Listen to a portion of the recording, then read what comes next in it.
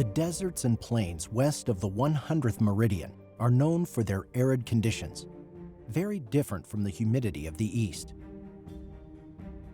Throughout history, access to water has, and continues to be, a powerful force shaping the region and the lives of the people who live there.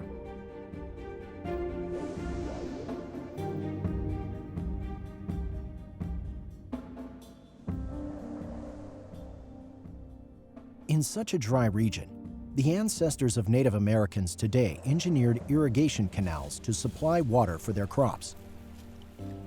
More than 2,000 years ago, the Hohokam people migrated north to what is now Arizona, where they developed a complex canal system along the Gila and Salt rivers. By the 14th century, the Hohokam had irrigated up to 110,000 acres, growing corn, squash, and beans to feed one of the largest populations in the Southwest. But around 1450, Hohokam society began to decline, possibly due to flooding, salt buildup, or warfare. The Akimel O'odham people, called the Pima by the Spanish, are descended from the Hohokam, who remained along the Gila and Salt rivers. They successfully restored and extended the Hohokam irrigation system with reservoirs, dams, and over 200 miles of irrigation ditches.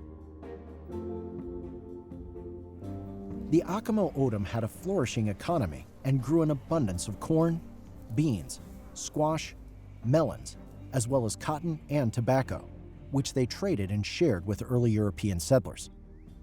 However, throughout the 1870s and 1880s, farmers who were not Native American constructed dams that cut off the Akimel O'odham from the Gila River. A period of mass starvation and famine followed, which the Akimel O'odham did not recover from until the 20th century. Today, with their rights to the water restored, the Akimel O'odham are developing state-of-the-art waterworks on their lands.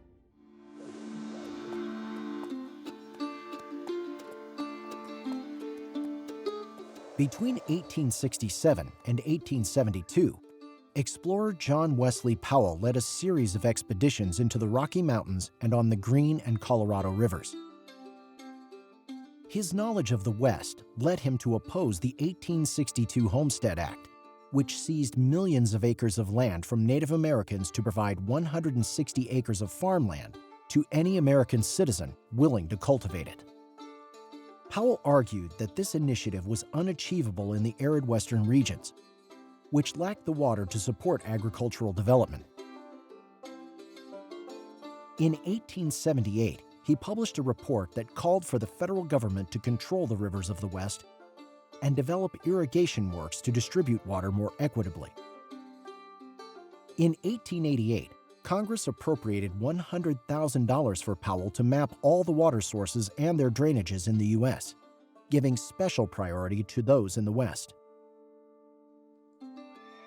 Yet, the project quickly fell into disarray as speculators hoped to secure land that would be made valuable through damming and irrigation projects.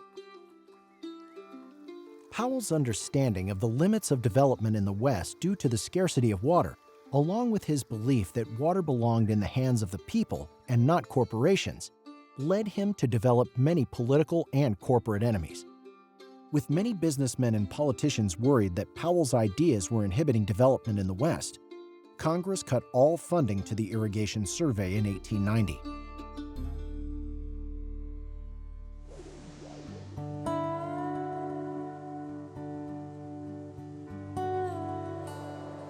By 1902, support had grown for Powell's ideas about the need for irrigation and federal intervention in the West.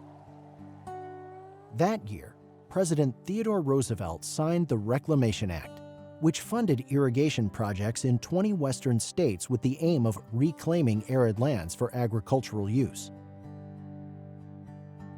The U.S. Reclamation Service, later called the Bureau of Reclamation, was established to administer the program, which led to the damming of nearly every major western river.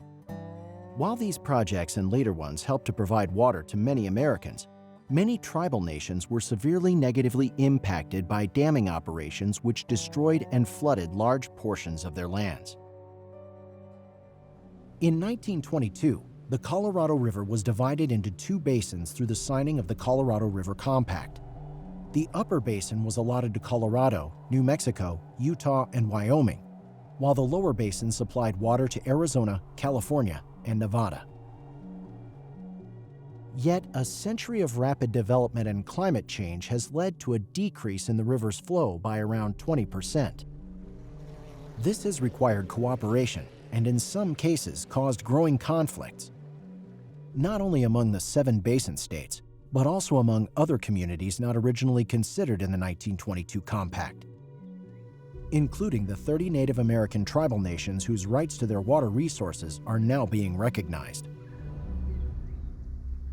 In 2021, the U.S. government announced a water shortage declaration for the Colorado River, leading to water cutbacks in Arizona and Nevada. Further negotiations and restrictions are expected to help ensure the long-term sustainability of the river. Just as in the past, the future of these western states and the health and well-being of the people who live there continues to be shaped by the availability of water and our capacity to manage and distribute it to the ecosystems on which they depend. If you liked this video, you can find it and so many more at clickview.net. Sign up for free today.